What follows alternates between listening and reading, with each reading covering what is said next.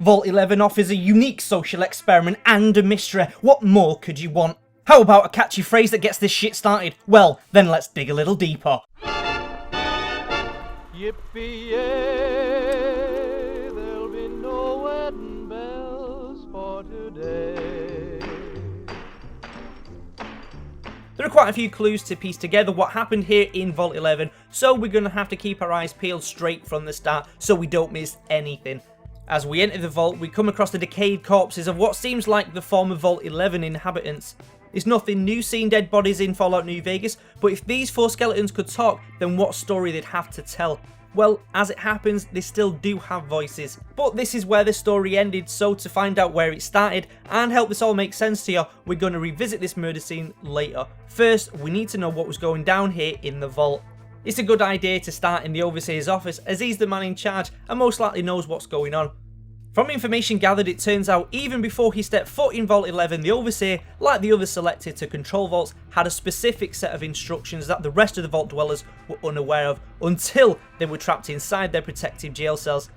The instructions were a little more sinister than most vaults. They had to select a person from the vault once a year to face execution by the vault's computer.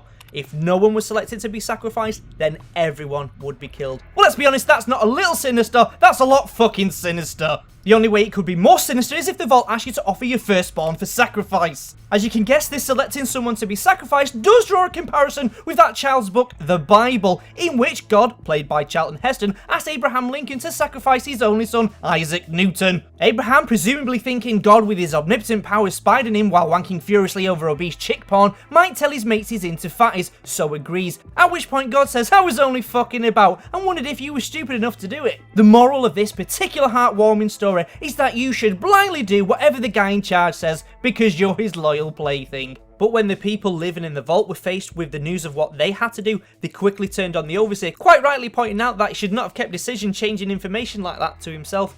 This animosity led to the group selecting the Overseer to be the first sacrifice, and thereby set in motion that all future Overseers would meet a similar fate. As you can imagine, that meant selling the job of Overseer was a difficult task. This led to the decision being made by mob rule, or as it's often referred to, democracy, where the tiny amounts of people who semi-agree in a direction get to decide what everyone else does. I mean, it's only a game, but could you imagine if we lived like that in real life? You know, instead of being masters of our own destiny, we were at the mercy of tiny groups in a rigged game. It doesn't bear thinking about. In Vault 11, distinctive voting blocks emerged as they sought to push their particular agenda on the others and save their own skin. They would campaign to get rid of people the community felt had wronged them in some kind of way. This was a nice way for them to clear the conscience from sentencing someone to death. As noble a system of having a tiny minority in a highly fragmented society running everything sounds, it was open to abuse. With voting blocks joining with others to swing the vote one way or another came deceit and blackmail, and ultimately one voting block controlling the balance of power.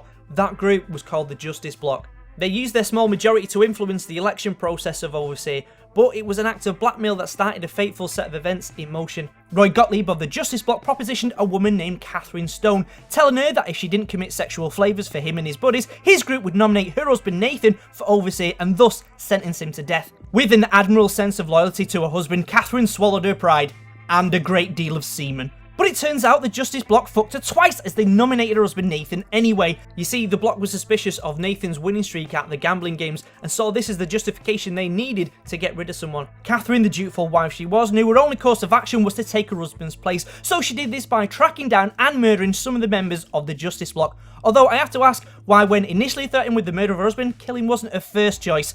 Catherine soon got caught, and as the act of murder incensed enough people, she got voted to the position of Overseer.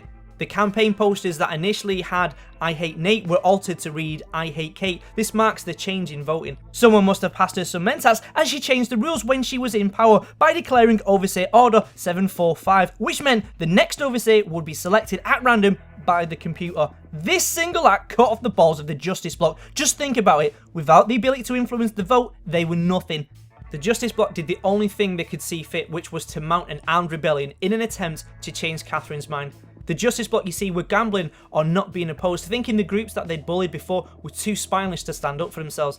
This was to backfire fucking monumentally, as the fighting that ensued killed all but 5 of the vault's population. Does this take us back to the entrance, Roley, you lovable bastard? Not quite yet, cheese tits, but we are getting there. You see, the computer still wanted a sacrifice, and as there were only 5 people left, they thought, fuck it, what's the point? If they don't have to choose, they can all die together, rather than drawing it out any longer. But when a sacrifice wasn't delivered to the system, something unexpected happened.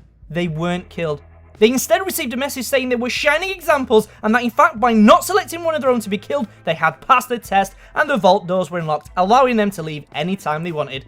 Now to me, there are 2 ways you can look at the test being run in this vault, which is why I think the vault is numbered 11, as in it's the same thing viewed from a different side.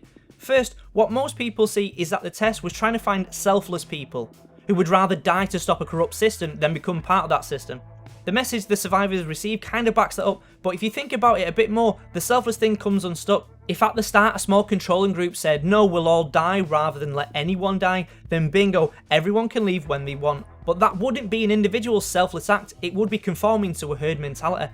The selfless people would offer up their own lives to save others, who would then promptly be killed. So you see, the system would kill selfless individuals or reward a selfless group. If that's got you scratching your head, then take a second to think about it, maybe have a biscuit with your brew. The test being run, I think, was seeing if an individual would challenge the system saying fuck you to the status quo, which makes more sense if you think about it. Only the person who denies getting sacrificed to the system has the power to end the test. A group of Bane actually keep the thing going, eventually killing all the morons who follow orders blindly. Just to clear things up, I'm talking about the actual test being run in the vault, not what the vault dwellers saw as their task. Whichever way you view the test in Vault 11, we ended up with 5 survivors, now free to do whatever they want. And what did they choose to do? Yup, suicide pact. Oh, that wasn't your first choice? Mine neither. It seems the group was so racked with guilt and shame that they decided that they didn't deserve to live any longer. But wait, you remember at the beginning I said there were only 4 bodies? The details become hazier as we only have an audio recording of events. 4 distinct shots are heard, which could be the individuals ending their own lives or one of the group shooting them one after the other. We do only find 1 pistol at the scene, but we've no way of knowing for sure. The names of these individuals are unknown, although one is referred to as Harry. The 5th survivor, like Cain, refuses the sacrifice. By the way, seriously, go play Soul Reaver. Fucking awesome game. But for our 5th survivor, we don't know who he is or where he went. We know he's not the Courier you play because we know he's an android who may have transferred his memories over to a human body. Besides, these events happened way before you get there. To know the date, we do a little bit of digging. The bombs were all dropped in the year 2077, meaning that's the year people were all tucked up safely in the vault. We know a sacrificial lamb was selected once a year, and when we go into the murder chamber, we find 16 bodies, meaning the door opened sometime between the years 2094 and 2095. The events in New Vegas take place in 2281, some 187 years later. So, unless a survivor became a ghoul or landed a sweet place in a stasis chamber, he's long dead. Interesting though, Vault 11 is shown in the intro cutscene for Fallout New Vegas, quickly followed by the Khans. They may be unrelated, or maybe the survivor helped establish the Khans in this area, and some of the people you meet are his descendants. So there you have the secrets of Vault 11. Join me next time as we dig a little deeper into another mystery.